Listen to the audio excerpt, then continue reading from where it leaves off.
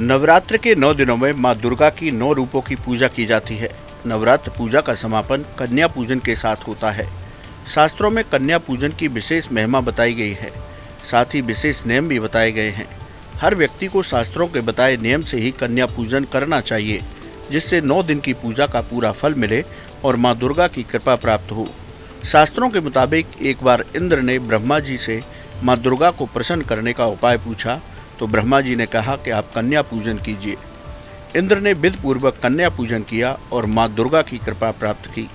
इसी तरह 9 दिन की नवरात्रि पूजा कन्या पूजन के साथ पूरी होती है। शास्त्रों के मुताबिक 2 से 10 साल तक की कन्या का पूजन करना चाहिए। इनके स्वरूप अलग अलग होते हैं, इनकी पूजा से मिलने वाला फल भी अलग अलग होता है। आइए जानते हैं कन्या पूजन किस विधि से करना चाहिए, साथ ही जानते हैं कितने साल की कन्या का पूजन करने से किस फल की प्राप्ति होती है। नवरात्रि में सप्तमी तिथि से शुरू होता है कन्या पूजन। अष्टमी और नवमी तिथि में भी किया जाता है पूजन। कन्या पूजन के बाद ही पूरी होती है नवरात्र पूजा। श्रद्धा भक्ति के साथ करें कन्या पूजन। कन्याओं में देवी के स्वरूपों का दर्शन करें। 2 से 10 साल तक की कन्या का करें पूजन। कन्याओं के साथ एक बालक को भी भोजन कराएं। कन्याओं के चरण धोकर उन्हें आसन पर बिठाएं। भक्तिपूर्वक भोजन कराएं। भोजन के बाद तिलक करें। भोजन के बाद दक्षिणा और फल दें। अपनी सामर्थ्य के अनुसार वस्त्र आदि भी दें। चरण स्पर्श करके उन्हें विदा करें। 2 साल की कन्या को कुमारी कहा जाता है।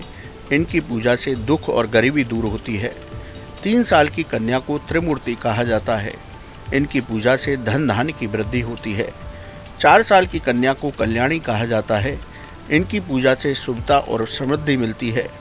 5 साल की कन्या को रोहिणी कहा जाता है। इनकी पूजा से रोगों से मुक्ति मिलती है। 6 साल की कन्या कालिका स्वरूप होती है। इनकी पूजा से विद्या और राजयोग प्राप्त होते हैं। 7 साल की कन्या को चंडिका कहा जाता है।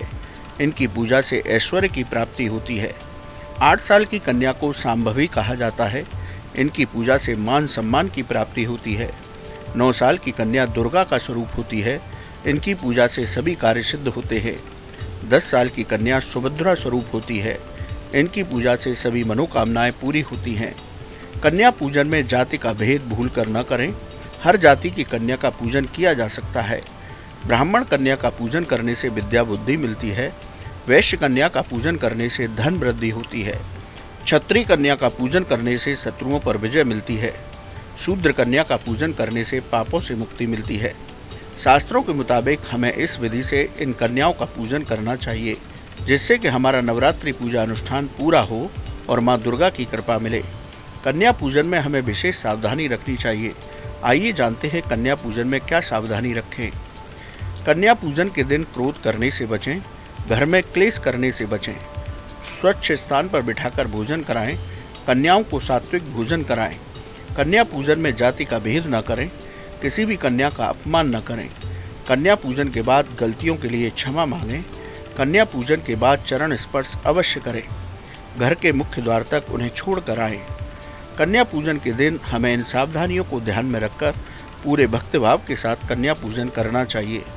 ऐसा करने से हमें पूजा का पूरा फल मिलता है। माँ दुर्गा की कृपा से घर परिवार में सुख समृद्धि आती है।